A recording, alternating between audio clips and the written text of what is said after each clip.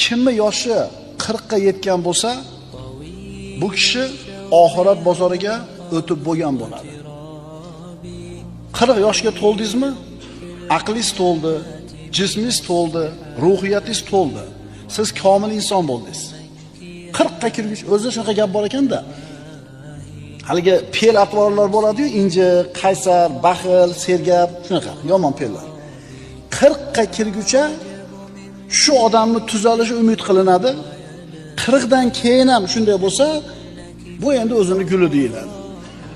Chunki bu yosh birodarlar taqvo yoshi deyiladi, salohiyat yoshi deyiladi.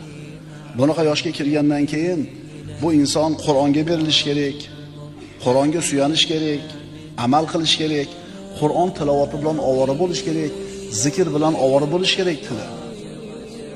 Mana zormandani nima qilish kerak? Qo'yish kerak.